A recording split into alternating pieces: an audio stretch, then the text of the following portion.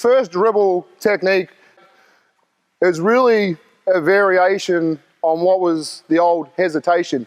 As you fly down the floor and hesitate and go from at a good speed to that hesitation part and then being able to explode out of it.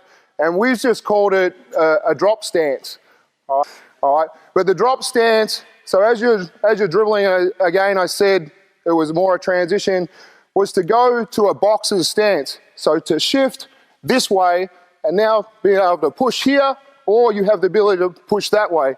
And so and we did a good boxing session the other day, when you start to think about that movement, and there's some good correlations between that boxing initial just punch step and then in this dribbling drill as well. So as you guys come to the cone, as you get to this point and you let the ball bounce, and as it rises up, you're going to shift to this stance and really punch out to the next one. Then you get to the next one, bang, bang, bang, and now you're going to finish with your floater.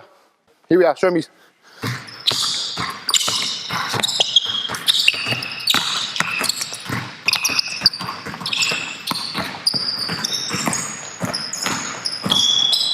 Not bad. So the improvements, when we say drop stance, is the ability to go from a reasonably high stance down a little bit lower. All right, so if you can get that part quick, bang, and then that quick dribble in between. All right, one more time. Go the right hand again. Not bad.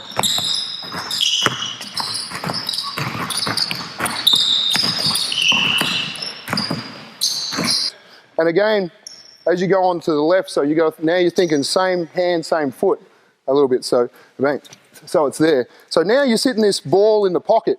And again, whenever you do some dribbling moves, and we'll do it a little bit later, where you believe that you can always be a good passer out of this as well. So if I'm in a drop stance, bang, I can whack this thing at people as well, all right, with your punch. So show me with the left hand. Good, drop that right foot back, split stance.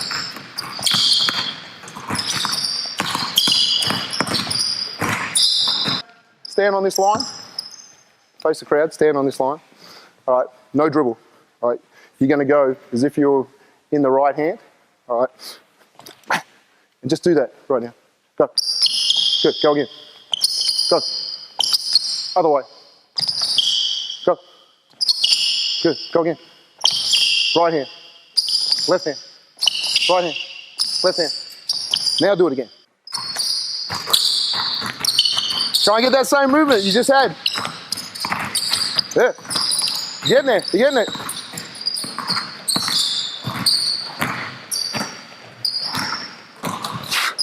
So keep thinking that. Bang, bang, bang. All right. All right. Now we want to go ahead and add crossover.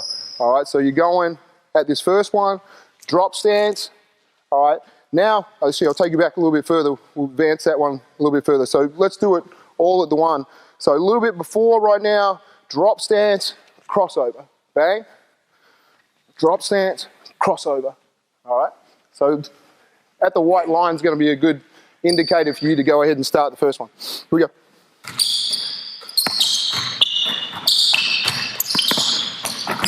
Good. I like that last one. Advance it again.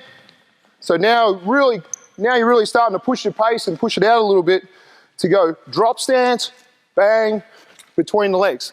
All right, and again, when you go between the legs, I don't just want it to be like this. I want you to go drop stance, bang, and then drop down into it, okay? Really shorten the distance that it's going from hand to hand and then explode out of it from there.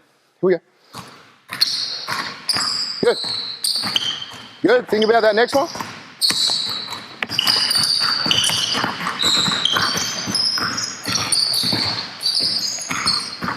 Keep dropping, keep dropping.